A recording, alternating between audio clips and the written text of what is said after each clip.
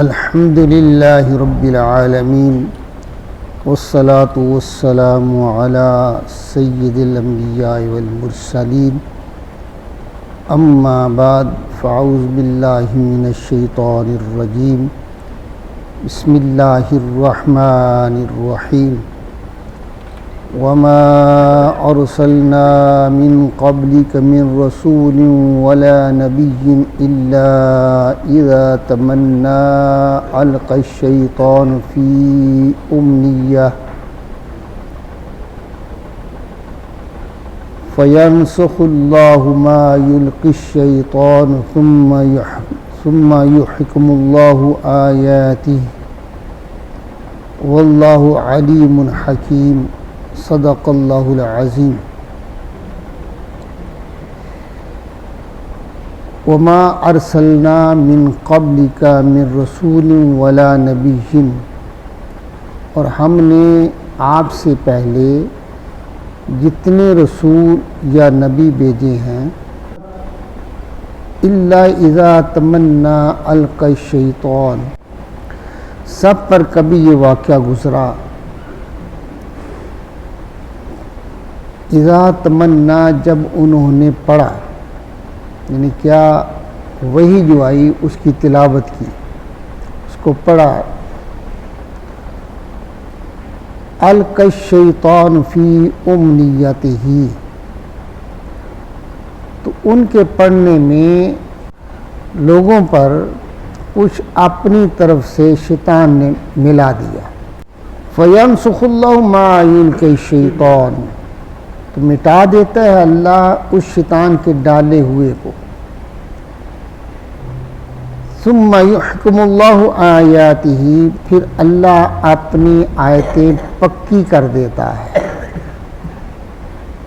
واللہ علیم حکیم، اور اللہ حکمت والا اور علم والا ہے. یہ آیہ کریمہ جو ہے اس کے شان نزول میں یہ لکھا گیا ہے کہ آقا علیہ الصلوۃ والسلام سورہ نجم کی تلاوت فرما رہے تھے،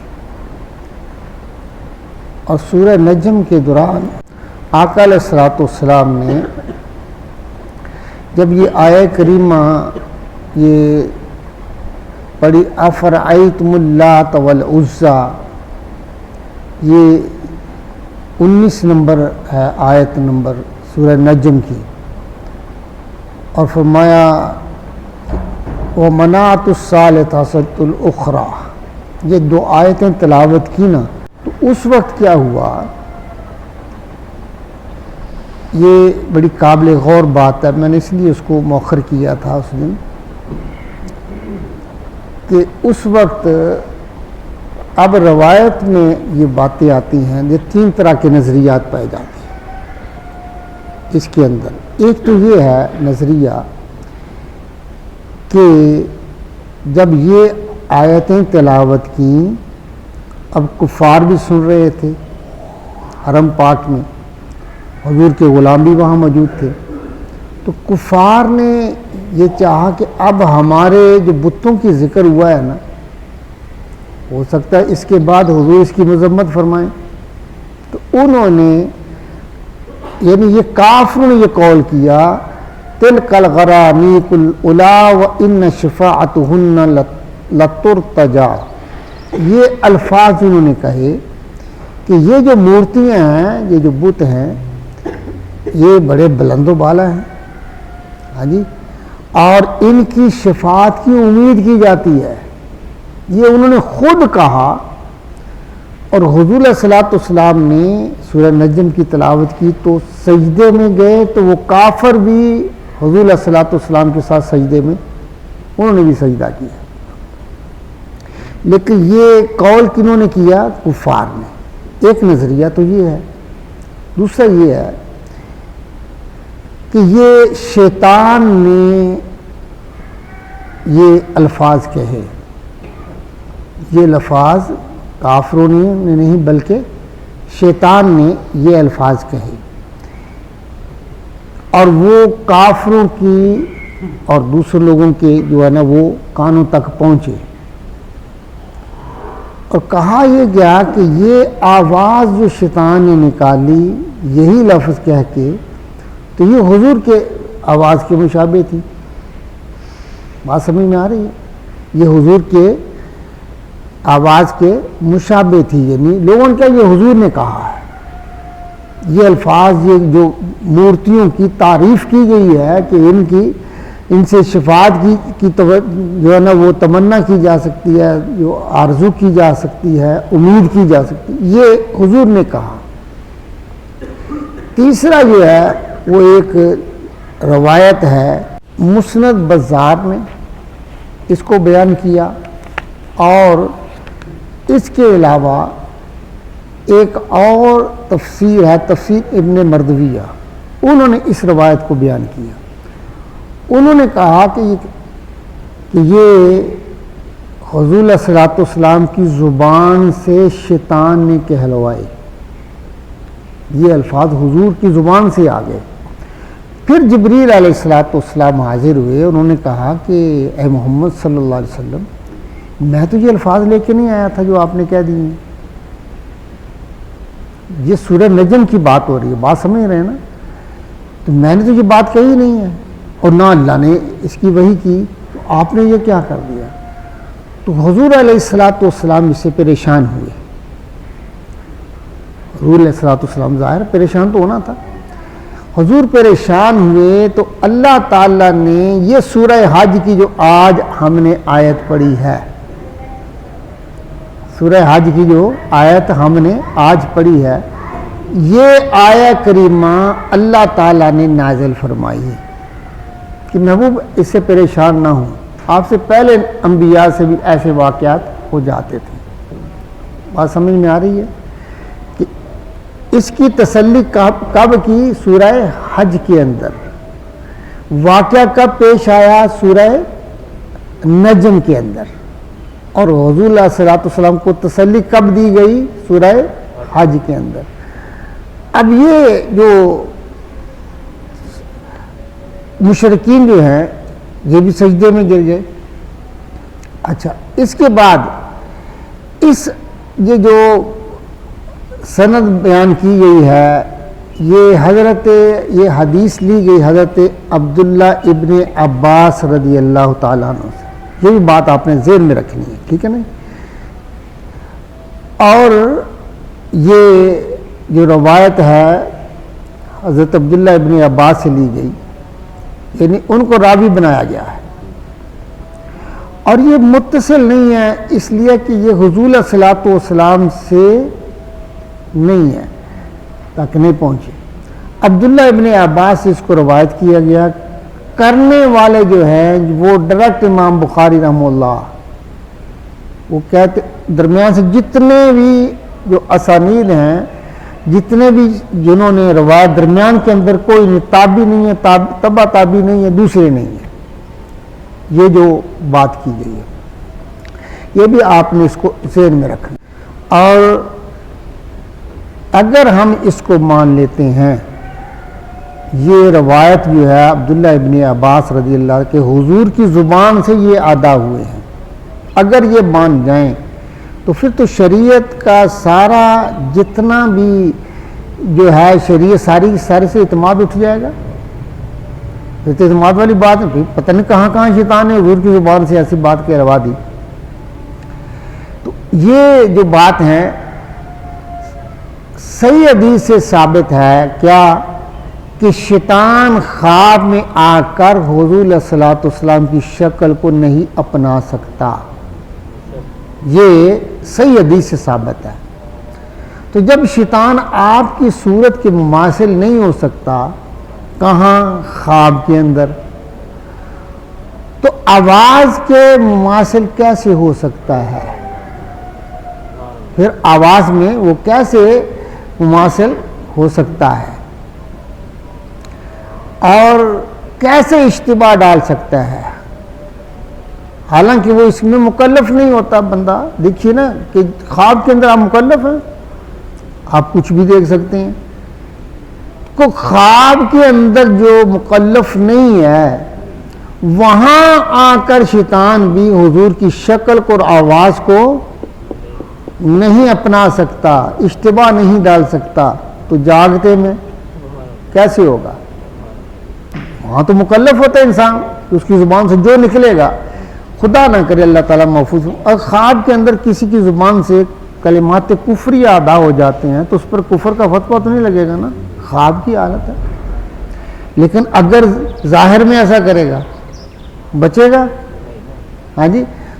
تو یہ امام منصور ماتریدی، امام بہیقی، امام رازی، قاضی بیضاوی، علامہ نووی، علامہ کرمانی، علامہ بدر الدین عینی، یہ بڑے بڑے نام ہیں، علامہ قسطلانی اور دیگر تمام محدثین نے اس روایت کو رد کر دیا ہے، اس روایت کو رد کر دیا ہے۔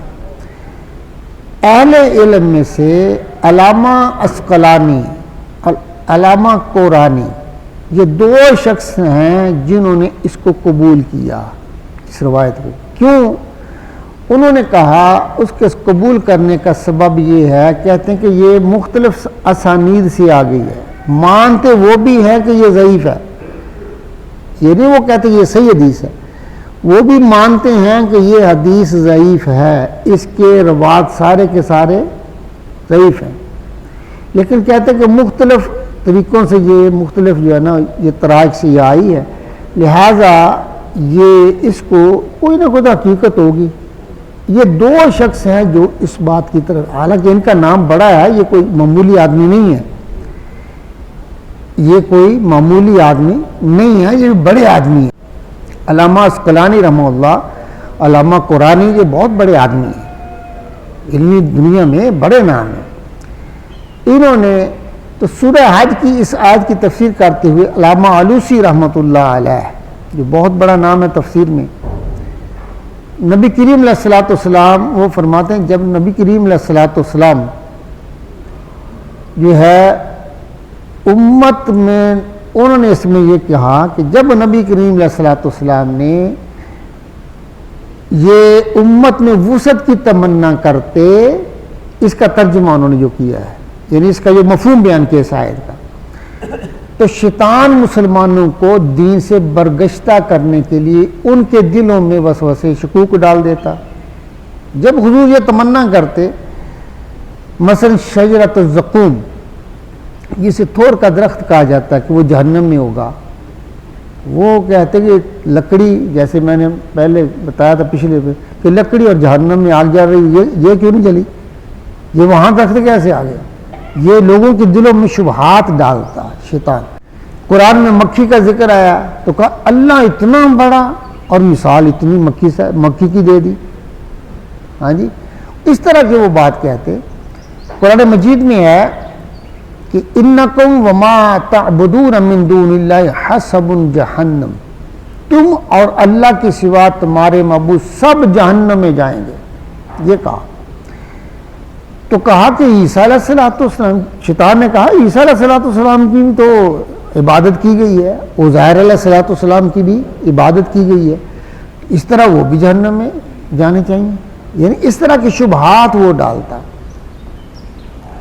آگے کہا قرآن مجید میں آتا وَلَا تَأْكُلُوا مِمَّا لَمْ يُذْكَرِ اسْمُ اللَّهِ عَلَيْهِ، کہ جس پر اللہ کا نام لیا جائے ذبح کے وقت، اس کو آپ اس کو نہ کھائیں جس پہ اللہ کا نام ذکر نہ کیا جائے۔ کہیں دیکھو جی خود ذبح کرتے ہیں، شیطان نے لوگوں کے دل میں ڈالا، خود ذبح کرتے ہیں تو یہ حلال ہے، جسے اللہ مار دے وہ حرام ہے، جسے طبی موت آ گئی ویسے ہی آ گیا تو وہ حرام ہو گیا۔ تو اس طرح کے شبہات وہ ڈالتا۔ نبی کریم علیہ الصلوۃ والسلام اللہ تعالیٰ ارشاد فرماتے ہیں کہ یہاں یہ آیہ کریمہ جو ہے اس میں روح المعانی جو کہتے ہیں ہم نے آپ سے پہلے کسی رسول اور نبی کو نہیں بھیجا مگر جب بھی اس نے اپنی امت کی وسعت کی تمنا کی، جب بھی اس نے، تو شیطان نے ان کی تمنا میں لوگوں کے دلوں میں شبہات پیدا کر کے خلل ڈال دیا، تو اللہ تعالیٰ شیطان کے وسوسے کو مٹا دیتا ہے اور اپنی آیتوں کو محکم کر دیتا ہے، یعنی مومنوں کے دلوں میں مضبوط کر دیتا ہے کہ یہ بکواس کرتا ہے۔ اصل اس کا مفہوم یہ ہے، محکم کا یہ معنی ہے کہ اس کو سمجھا دیتا ہے۔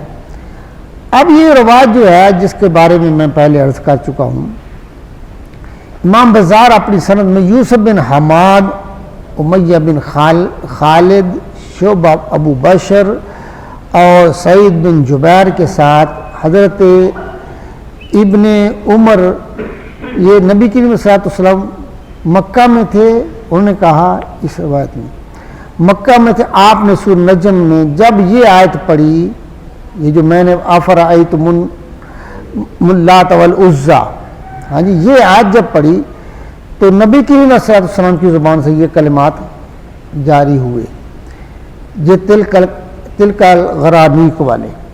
تو وہ کہتے ہیں کہ یہ جب یہ بات کی تو وہ بڑے خوش ہوئے کفار، وہ اس کے ساتھ ہی وہ جو ہے نا وہ سجدے میں گر گئے۔ اب یہاں یہ بات جو ہے، اب اس آیت یہ جو روایت ہے اس کے بارے میں علامہ ابن حجر عسقلانی رحمہ اللہ انہوں نے لکھا اس روایت کے تمام اسانید، یہ تمام سند جتنی بھی ہیں، جس طرف سے بھی آیا ہے، جس نے بھی اس کو روایت کیا، وہ کہتے ہیں ہر چند کے ضعیف ہیں، انقطاع ہے ان کے اندر، یعنی انقطاع کا معنی کہ کچھ درمیان میں سے کچھ راوی چھوٹ گئے اور ارسال سے خالی نہیں ہے، ہاں جی، یہ مرسل حدیث بھی نہیں ہے، لیکن چونکہ یہ روایت متعدد اسانید سے منقول ہے، اس لیے اس کی کثرت اسناد سے پتہ چلتا ہے کہ اس میں کوئی نہ کوئی اصل ہے۔ یہ علامہ ابن حجر عسقلانی کا جو نظریہ ہے علم حدیث میں، اس میں تو کوئی، میں نے پہلے بتا دیا، ان کا بڑا مقام ہے، اس میں کسی قسم کا شک والی بات نہیں ہے، ہاں جی، لیکن ایک بات کو یاد رکھیں، اب اس کو زیادہ لمبا کریں گے تو پھر وقت کافی گزر جائے گا، کہ یہ حدیث جو ہے یہ منطق کے خلاف، عقل کے خلاف ہے، جیسے میں نے پہلے بتایا کہ حضور صلی اللہ علیہ وسلم سے ایسا ممکن نہیں ہے، اللہ نے معصوم پیدا فرمایا ہے، حضور کی زبان کو اللہ نے معصوم بنایا ہے۔ اب یہ چیزیں جو ہیں، اس کے بعد یہ جو علامہ ابن حجر عسقلانی کا رد کرتا کیا کس نے، علامہ بدر الدین عینی، یہ بھی بہت بڑا نام ہے، یہ بخاری کے شارح ہیں بدر الدین عینی رحمہ اللہ، انہوں نے رد کیا ہے ان کا، اور قاضی اجاز رحمہ اللہ نے، اور ابن ابو بکر ابن العربی، انہوں نے کہا کہ یہ چیز نبی کریم علیہ الصلوۃ والسلام کی جلالت قدر، عظمت شان کے لائق ہے، کیونکہ ان کلمات کفریہ کے جاری ہونے سے آپ کی زبان کی عصمت، نزاہت اور برات دلائل کثیرہ اجماع امت سے ثابت ہے۔ وہ کہتے ہیں کہ یہ بات اس کو مانیں گے تو آپ کی جو قدر ہے، جلالت ہے، اس میں فرق آتا ہے، اور دوسری بات یہ کہ آپ علیہ الصلوۃ والسلام کی زبان کو اللہ نے محفوظ فرمایا ہے، اور اس پر دلائل کثیرہ ہیں۔ وہ کہتے ہیں یہ نہیں کوئی ایک آدھی دلیل ہے، بے شمار دلائل ہیں اس پر، اور امت کا اجماع بھی ہے، امت کا اجماع سے بھی یہ ثابت ہے کہ آپ اس چیز سے بری ہیں کہ آپ کے قلب یا زبان پر اس قسم کی کوئی چیز جاری ہو، یا شیطان آپ پر تسلط ہو۔ یہ کیسے ممکن ہے کہ شیطان آپ کے پاس، آپ کے غلاموں کے پاس نہیں آتا؟ حضور نے فرمایا میرے عمر کو اللہ نے یہ کمال عطا فرمایا، جس راستے جائے شیطان بھاگ جاتا ہے، آپ کے سائے سے گھبراتا ہے۔ جب آپ کے غلاموں کا آپ کی صحبت سے یہ کمال ہے تو آپ کے کمال کا کیا عالم ہوگا۔ اور انہوں نے کہا، قاضی ایاض رحمہ اللہ نے، کہ اس روایت کو مصنفین کتب صحاح میں کسی نے نقل نہیں کیا، یہ تعلیقاً امام بخاری تعلیقاً اس کو لے کے آئے ہیں، لیکن ان کو سند کے ساتھ کسی سیاستہ کی حدیث میں نہیں ہے، سیاستہ کی کسی حدیث میں کی کتب میں نہیں، غلطی نہیں کہتے، تعلیقاً ایک چیز کو جو ہے نا بیان کر دینا، ان کے پاس یہ بات پہنچی، تعلیقاً بیان کر دی، کیا کہ انہوں نے صرف ڈائریکٹ سیدھی عبداللہ ابن عباس نے یہ بات بیان کی. ایک یہ ہے، ایک ہے کہ محدث اپنی سند لے کے جاتا ہے کہاں تک؟ نبی کریم علیہ الصلوۃ والسلام تک. وہ سند لے کے جاتا ہے کہ میں نے فلان سے سنا، میں نے فلان، اس نے فلان شیخ سے سنا، اس نے اپنے شیخ سے سنا، اور پھر اس نے تبع تابعی سے سنا، اس نے تابعی سے سنا، تابعی نے صحابی سے سنا کہ حضور نے یوں فرمایا ہے. ایک یہ ہے نا طریقہ. ایک یہ ہے کہ ڈائریکٹ کہہ دیا جائے عبداللہ ابن عباس نے یوں کہہ دیا، اور تمام سے جتنے راوی ان کو چھوڑ دیا جائے. اس کو تعلیق کہتے ہیں، معلق کرنا. اس کو معلق کرنا کہتے ہیں. یہ بیان معلق کرنا کیا ہے. اب انہوں نے کہا، قاضی ایاض رحمہ اللہ نے، کہ یہ کسی سیاہ کی کتب میں نہیں ہے، نہ یہ کسی صحیح سند سے ثابت ہے، نہ متصل سند ہے. اس کے اندر کوئی سند متصل نہیں ہے. اس بات کو بعض اور مفسرین مورخین نے ذکر کیا جو عجیب و غریب باتوں کو جمع کرنے میں ان کا فن ہے کہ جو آیا وہ لکھتے چلے گئے. ہاں جی، کہتے ہیں کہ احتیاط جنہوں نے کی یہ انہوں نے بیان کی. علامہ کرمانی رحمۃ اللہ علیہ وہ لکھتے ہیں کہ تلک الغرانیق الاولیٰ والی روایت باطل ہے، عقلاً صحیح ہے نہ نقلاً صحیح ہے. عقل و نقلاً ہی صحیح نہیں ہے، کیونکہ مشرکین کے خداؤں کی تعریف کرنا کفر ہے. نبی کریم علیہ الصلوۃ والسلام کی طرف اس کی نسبت کرنا صحیح نہیں. نہ یہ صحیح ہے کہ آپ نے یہ کہا الیاذ باللہ، آپ اس سے بری ہیں. آپ کی زبان سے یہ بات صادر ہی نہیں ہو سکتی. اب ملا علی قاری رحمہ اللہ، یہ بھی بہت بڑا نام ہے، ان کا بعض مفسرین نے اس روایت کو نقل کیا لیکن یہ صحیح نہیں ہے. نیز فرماتے ہیں کہ یہ جو روایت میں مشرکین نے اس لیے سجدہ کیا کہ نبی کریم علیہ الصلوۃ والسلام نے ان کے باطل خداؤں کی تعریف کی تھی. یہ باطل قول ہے اور زندیقوں کا قول ہے. زندیق کہتے ہیں اس کو جو زبان سے تو اسلام کا اقرار کرتا ہے لیکن اس کے احکام کے اندر تعویل کرتا ہے، اپنے پاس سے تعویل کرے، وہ زندیق ہے. ان کے یہ زندیقوں کا قول ہے، یہ حدیث نہیں ہے. اور اسی طرح روایت تلک الغرانی کی فنی حیثیت پر بحث کی ہے. وہ کہتے ہیں کہ اس میں کوئی شک نہیں ہے کہ یہ ضعیف بھی ہے، انقطاع بھی ہے، ارسال بھی اس کے اندر ہے. اس میں کوئی شک والی بات نہیں ہے. اور پھر انہوں نے کہا کہ مفسرین کی جو آراء ہے وہ انہوں نے کہا قاضی ابو بکر بن العرابی نے 10 وجوہ سے اس روایت کو باطل قرار دیا. 10 وجہ بیان کی، اس میں 2-3 انہوں نے بیان کی ہیں. ان کا پہلے یہ ہے کہ اللہ تعالیٰ جب نبی کے پاس فرشتے کو وحی دے کر بھیجتا ہے تو اس میں ایک علم پیدا ہوتا ہے. جب وحی آتی ہے تو اللہ تعالیٰ علم بھی عطا فرماتا ہے. وہ کیا ہے؟ جس سے وہ نبی جان لیتا ہے کہ یہ فرشتہ ہے، یہ فرشتہ ہے. ورنہ نبی کو کیسے یقین ہوگا کہ یہ اللہ کی وحی ہے؟ پہلے فرشتے کا علم ہوگا تو پھر وحی کا علم ہوگا نا.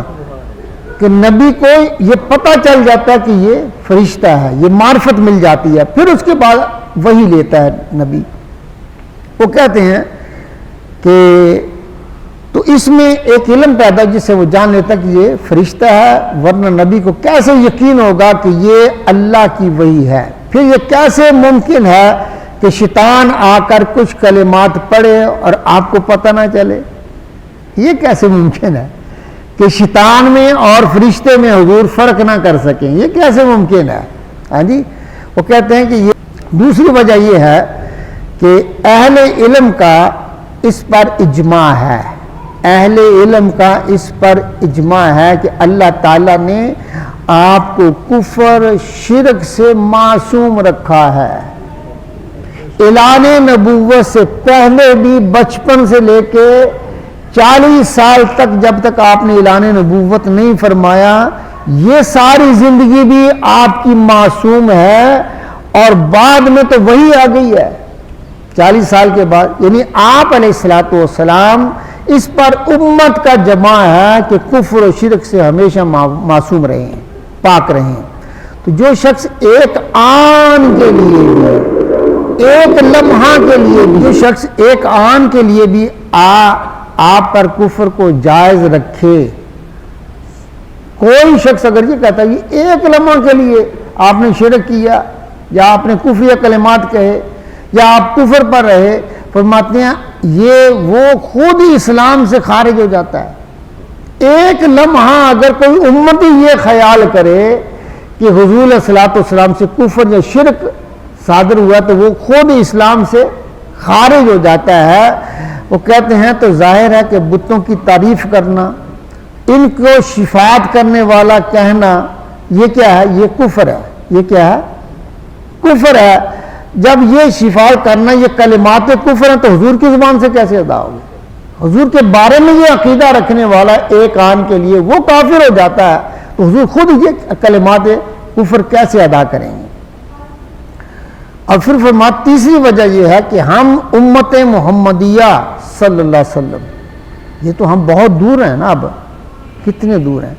وہ کہتے ہیں کہ ہم بھی ان کلمات کا کفریہ ہونا جانتے ہیں. عام مسلمان بھی جانتا کہ یہ لفظ کیا ہے، کفر ہیں. لات و عزا وغیرہ کے بارے میں یہ عقیدہ رکھنا کہ یہ شفاعت کریں گے یہ کفر ہے. وہ کہتے ہیں عام اگر یہ جانتا ہے تو حضور علیہ الصلوۃ والسلام جن کو اللہ تعالی نے خود اپنی معرفت عطا فرما دی ہے، توحید کی معرفت جتنی مصطفیٰ کریم علیہ الصلوۃ والسلام کے پاس ہے کسی دوسرے کے پاس تو نہیں ہے. تو جب اللہ نے خود اپنی معرفت عطا فرما دی تو وہ یہ کلمات کفر کیسے ادا کر سکیں گے؟ ہاں جی، یہ انہوں نے یہ کہا. پھر انہوں نے آیا کریمہ ایک علامہ نصفی رحمہ اللہ نے بھی اس کا رد کیا اور انہوں نے ایک آیت پیش کی. انہوں نے کہا دیکھو قرآن مجید فرقان حمید میں ہے ان عبادی لیس لک علیہم سلطان.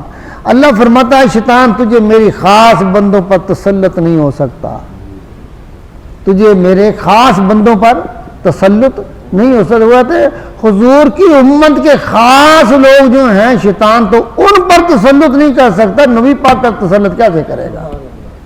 ہاں جی، وہ کہتے ہیں حضور بطریق اولا تسلط نہیں ہوگا. اور دوسری بات یہ ہے کہ صحابہ یا غفلت کی وجہ سے کلمات نبی علیہ الصلوۃ والسلام کی زبان سے نکل گئے، یہ بات بھی وہ فرماتے ہیں باطل ہے، کیونکہ وہی پہنچاتے ہوئے اس قسم کی غفلت آپ پر جائز نہیں ہے. ورنہ شریعت سے تو بالکلیہ طور پر اعتماد اٹھ جائے گا. قرآن مجید میں آتا ہے لا یاتہ الباطل من بین یدیہ ولا من خلفہ. قرآن میں باطل نہ سامنے سے آ سکتا ہے نہ پیچھے سے آ سکتا ہے، باطل تو داخل ہی نہیں ہو سکتا. تو حضور قرآن کو بیان کر رہے ہیں، یہ باطل کہاں سے آ گئے؟ یہ کلمات، یہ باطل کلمات کیسے آ گئے؟ پھر اللہ تعالیٰ نے ارشاد فرمایا انا نحن نزلنا الذکر وانا لہ لحافظون، کہ بے شک ہم نے قرآن مجید کو نازل کیا اور ہم اس کے محافظ ہیں. اور ایک جگہ اللہ تعالیٰ ارشاد فرماتے ہیں وَإِن قَعْدُوا لَيَفْتِنُونَكَ عَنِ الَّذِينَ أَوْحَيْنَا إِلَيْكَ لِتَفْتَرِي عَلَيْنَا غَيْرَهُ وَإِذًا لَاتَّخَذُوكَ خَلِيلًا وَلَوْلَا أَن ثَبَّتْنَاكَ لَقَدْ كِدتَّ تَرْكَنُ إِلَيْهِمْ شَيْئًا قَلِيلًا. یہ سورہ اسرا کے اندر ہے. وہ آپ کو ہماری وحی سے لغزش دینے کی کوشش کرتے ہیں. ہاں جی، وہ آپ کو ہماری وحی سے لغزش دینے کے قریب تھے تاکہ ہم پر کوئی بات گھڑ دیں، کوئی بات آپ سے گڑوا دیں. ان کی کوشش تھی. اس وقت حضور آپ کو اپنا دوست بنا لیتے اگر ایسا ہوتا. اللہ فرماتا محبوب اگر ہم آپ کو مضبوط نہ کرتے، ہم آپ کو مضبوط نہ کرتے تو آپ ان کی طرف تھوڑا سا مائل ہو جاتے. اللہ فرماتا میں خود بچانے والا ہوں، تو جب میں بچانے والا ہوں تو شیطان کیسے آ سکتا ہے؟ شیطان کی کیا ضرورت ہے؟ ہاں جی. اور اس کے بعد جو بڑی زبردست بات ہے وہ آخری بات اس کو کلوز کرتے ہیں کہ وہ جو ہے مفسرین نے کہا کہ یہ دیکھو اس میں جو واضح بات ہے عبداللہ ابن عباس رضی اللہ تعالیٰ نے اس کو روایت کیا ہے. آخری بات ذرا غور سے سماعت کریں. عبداللہ ابن عباس یہ واقعہ مکے کا ہے اور سورہ حج جو ہے مدنی ہے. یہ سورہ حج مدنی ہے، یعنی 4-5 سال کا غیب ہے اس کے اندر کہ کیا حضور علیہ الصلوۃ والسلام سے واقعہ جو پیش آیا وہ کب آیا؟ مکہ میں 4 سال پہلے یا 5 سال پہلے، اور اللہ تعالیٰ اس کی تسلی دے رہا ہے 5 سال بعد۔ حضور پریشان ہوئے 4 سال پہلے اور اللہ پریشانی ختم کر رہا ہے 5 سال بعد، یہ کیسے ہو سکتا ہے؟ یہ دوسرا عبداللہ ابن عباس جو روایت کرتے ہیں، ان کی عمر ہجرت کے وقت 3 سال تھی۔ ہجرت کے وقت ان کی عمر 3 سال تھی، تو 3 سال کا بچہ پیچھے یا تو وہ پیدا نہیں ہوا، اگر پیدا ہوا تو 1.5 سال کا ہوگا یہ واقعے کے وقت، وہ کیا روایت کرے گا؟ پھر یہ اتنی کثیر تعداد میں حضور کے غلام وہاں موجود تھے، کسی دوسرے نے اس کو روایت نہیں کیا، روایت صرف حضرت عبداللہ ابن عباس سے۔ وہ کہتے ہیں ایک نے روایت کیا، دوسرے نے روایت، پھر یہ بچہ ہے، اس پر اعتماد کیسے کیا جائے گا؟ اس پر اعتماد کیسے کیا جائے گا؟ یہ واقعہ مکے کا ہے، اور یہ مکی صورت ہے، اور یہ مدنی صورت ہے، سورہ حج جو ہے۔ تو یہ آج جو تسلی کے لیے آئی، یہ کہاں آئی؟ مدینے میں اس کا نزول ہو رہا ہے۔ تو یہ کیسے ممکن ہے؟ یہ ساری جب جزیات کو ملایا جاتا ہے تو ثابت ہو جاتا ہے کہ یہ روایت صحیح نہیں ہے۔ اللہ تعالیٰ سے دعا ہے اللہ تعالیٰ ہماری حاضری کو قبول فرمائے۔ وآخر دعوانا الحمدللہ رب العالمین۔